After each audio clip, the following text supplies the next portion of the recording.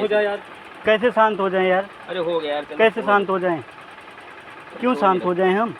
हमें आराम नहीं बताएंगे आपको। चलो ये दवाई तीनों अंदर मिल जाए। ये दो आप हमारे नौकर हैं। चलिए दे दोनों बाहर खरीद। ये बात आपको पता होनी चाहिए। आपके तेवर को देखकर योगी भी दंग रह जाएंगे। ये पूरा वीडियो हम आपको दिखाएंगे, उसके पहले हम इनकी कहानी बताएंगे।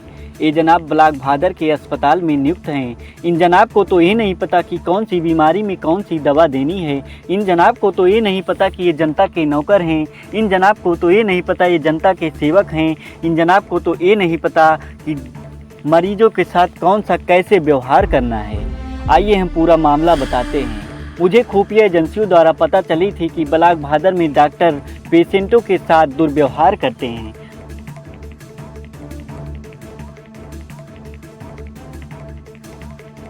मैं ब्लाक भादर पहुंच जाता हूं, पर्चा बनवाता हूं। वहां तक तो मामला ठीक था, लेकिन जब मैं डॉक्टर साहब के पास पहुंचता हूं तो डॉक्टर साहब भी 5 दिन की दवा दे देते हैं। दवा खाने के बाद मुझे फ़र्क नहीं पड़ता और मैं फिर पहुंच जाता हूं ब्लाक भादर में। डॉक्टर साहब से बताता हूं कि डॉक्टर साहब आपकी दी हुई दवा मुझे काम नहीं की। तो डॉक्टर साहब तिनमिना उठते हैं कि दवा कैसे नहीं काम की। मैं कहता हूं कि डॉक्टर साहब दवा आपने दी है तो आप बताइए दवा कैसे नहीं काम की। इसका मतलब आपने दवा गलत दिया है। दवा काम करेगी कि नहीं करेगी ये हमें बता दीजिए। डॉक्टर साहब स्पेशलिस्ट हैं, डॉक्टर साहब फार्मासिस्ट हैं, डॉक्टर साहब सर्जन भी हैं, डॉक्टर साहब तो पूरे ऑलराउंडर हैं। डॉक्टर साहब को तो बेइज्जती सी हो गई, क्योंकि 10 लोगों के बीच में डॉक्टर साहब की सच्चाई जो मैंने बोल दी। डॉक्टर साहब तिनमिना उठे कि यही दवा खाओ, यही दवा काम करेगी।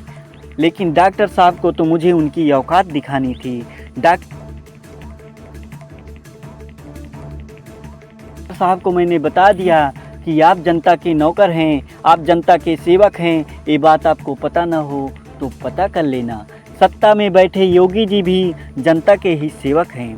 तुरंत मैंने डॉक्टर साहब को क्या ही पता था कि सामने जो व्यक्ति खड़ा है वो मीडिया से है।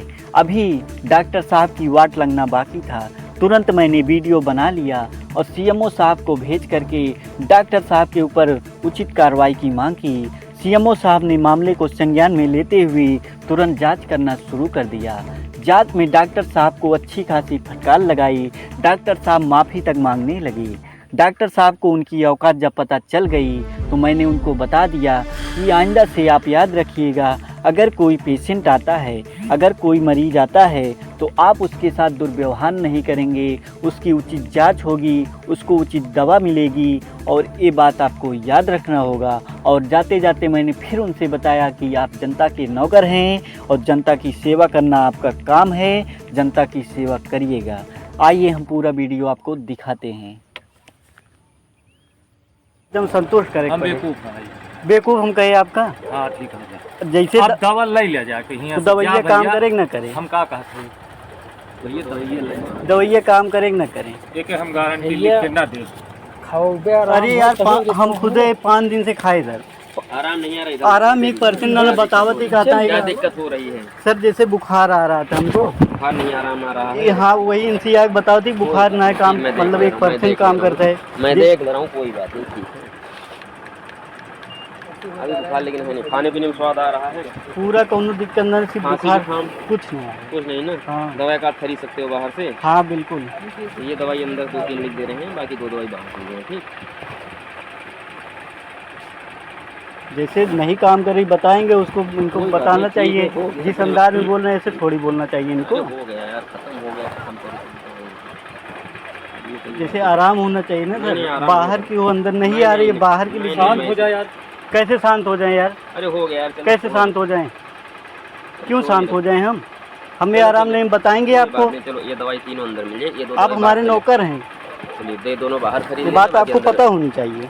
अब ये अंदर से लेना, बाकी बाहर तुम्हारा हो गया। ठीक ठीक, थैंक यू सर। इसको याद रखिएगा आप।